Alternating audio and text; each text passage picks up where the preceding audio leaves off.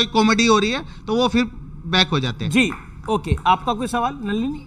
सवाल है गुरुजी कि आपने कहा कि आप शादी का भी पूरा जिम्मेदारी लेते हैं, तो आपका एक बयान सामने आता है जिसमें आपने कहा कि आजकल की जो बहुएं हैं चाइनीज माल है, कोई गारंटी नहीं है इनका। मैं भी एक बहू हूं, क्या मैं चाइनीज माल हूं? अब सवाल आया ये। देखिए चाइनीज नहीं, ऐसा होता, मैंने ये कहा कि देखो जो बहुएं संस्कारी होती हैं वो परिवार को लेके चलती हैं, लेकिन जो बात बात में बिगड़ जाती हैं, बात बात में गुस्सा होके घर भाग जाती हैं। बीवी का काम है सिर्फ मुंह पे उंगली लगा ले। ना, पति का भी काम है कि थोड़ा चुप रहे। चलिए, पति का भी काम है कि थोड़ा चुप रहे, लेकिन जो बार बार बिगड़ जाए तो चाइना मॉडल ही बिगड़ता है बार बार, चाहे वो पुरुष हो चाहे वो स्त्री, जो बिगड़ जाए वो चाइना मॉडल है। जी, लेकिन आपने ये जो मतलब आप ये मैरिज ब्यूरो की बात जो आपको मैंने सवाल पूछा, क्या आपको लगता है ये जो शादी का चक्कर है इसमें आप सबको क्यों फंसाना चाहते हैं? सब खुश हैं, ऐसे ही रह रहे हैं लोग साथ में, आप उस लिव इन रिलेशनशिप के भी खिलाफ हैं? तो लिव इन बिल्कुल गलत है, हमारे संस्कारों के बिल्कुल खिलाफ है। आप विवाह करके रहिए ना, कौन सी आफत आ रही है? आपने भी विवाह किया है। राधा कृष्ण की पूजा करते हैं? क्यों ना करें, करते हैं ना। हाँ करते हैं। विवाह कृष्ण ने किससे किया था? अरे भगवान श्री कृष्ण का राधा रानी से विवाह हुआ, भांडी वट में। सरकार कभी वृंदावन आके देखा भी करो, यहाँ बैठे बैठे कुछ ना मिलेगा। नहीं। राधा रानी का विवाह भगवान श्री कृष्ण से हुआ भांडी वट में, आज गर्ग संगीता में लिखा है। आप जो है बॉलीवुड को कंट्रोल करना चाहते हैं, फ्रीडम ऑफ एक्सप्रेशन को कंट्रोल करना चाहते हैं, फिल्में आपके हिसाब से बने, मीडिया एंकर आपके हिसाब से बोले, ये हमारे साथ थोड़ी बोल रहे हैं। सुनिए, न्यूज आपके हिसाब से आए, मैं इसके खिलाफ हूं। दूसरी बात, ना आप पहले इनसे पूछ लो कि मेरे हिसाब से बोल रहे हैं क्या? मैं तो वैसे कह रहा हूं भाई, ये अगर आप यही चाहते हैं कि सब कुछ धर्मगुरुओं के हिसाब से इस देश का मीडिया कंट्रोल हो, फिल्में कंट्रोल हो, लेखन कंट्रोल हो, तो ये तो गलत चीज है। अरे तो गलत तो हो रहा है, मुन्नी बदनाम हुई चल रहा है संसार में, आपने रोका उसके खिलाफ बात की? जी चलिए, अब अच्छा, एक मैं आपसे एक सवाल पूछता हूँ। सलमान खान से आपकी मुलाकात हुई, इंसान कैसे लगे आपको? उन्होंने आपसे कोई सलाह मांगी? सलाह, देखिए हम लोगों का संवाद हुआ, बातचीत हुई, बहुत सारी बातें हुई, बहुत सारी बातें मैंने कही, तो उन्होंने बात कही कि देखो ये बहुत गहरी बात है जी, ये समझदारों के लिए है। तो उन्होंने बातें बहुत सारी समझी, बहुत सारी बातें हुई। मैंने उनको बोला कि वृंदावन गौरी गोपाल आइए, जो वृद्ध माताएं रहती हैं उनका दर्शन करिए। फिर उन्होंने पूछा कि आप क्या करते हैं? मैंने कहा कि वृंदावन में गौरी गोपाल आश्रम है, जहाँ 290 वृद्ध माताएं हैं और वहाँ पर बच्चे पढ़ते हैं, 150 बच्चे पढ़ते हैं, अखंड रसोई चलती है। उन्होंने कहा ये तो बहुत बड़ा काम कर रहे हैं आप। उन्होंने कहा, उनको पता लगा कि मैं वहाँ जाने का कोई पैसा मैंने नहीं लिया।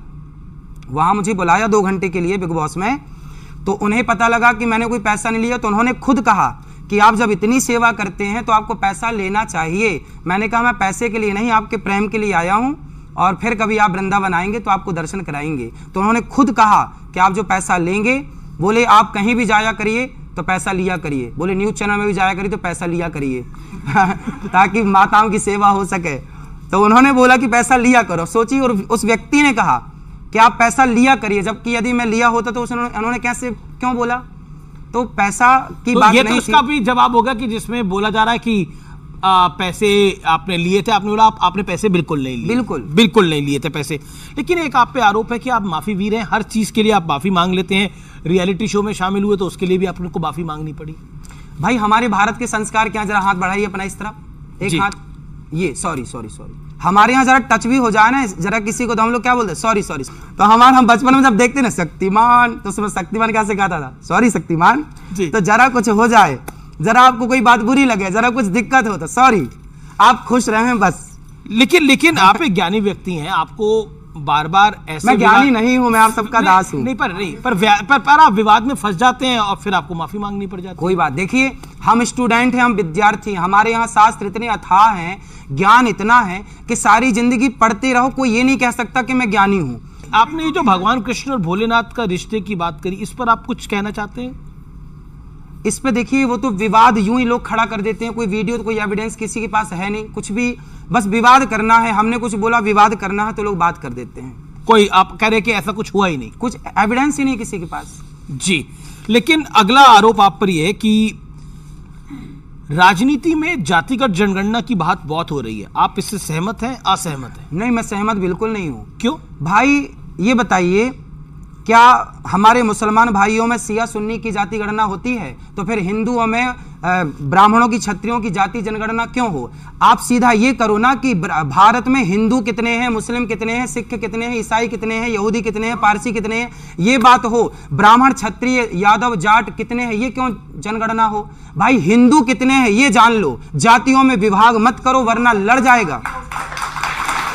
जी जी, सवाल विवेक जी, छोटा सवाल जी। जो सदियों से अत्याचार किया सवर्णों ने दलितों के ऊपर, किसने किया? बैकवर्डों के ऊपर। एक सेकंड नहीं, एक सेकंड।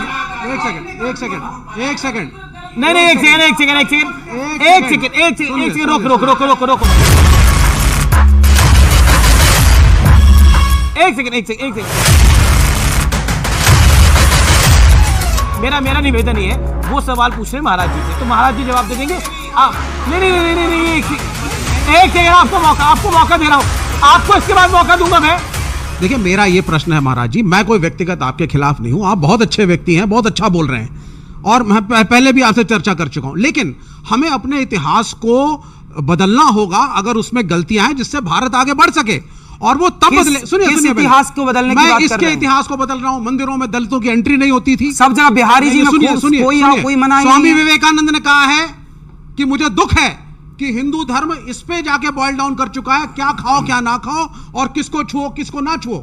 अनटचेबिलिटी रही है इस मुल्क के पहले आप बताइए किस इतिहास को बदलने की आप बात कर रहे हैं? किस इतिहास की? नहीं, देखिए, किस इतिहास की? अगर आप इस बात को नकारेंगे, आप ठीक कह रहे हैं। अगर आप नकारेंगे कि दलितों के साथ कभी अत्याचार नहीं हुआ तो यह गलत। अरे राम ने माता शबरी को गले लगाया। आज के 2 साल पुराना मेरा ही बयान है इकलौता।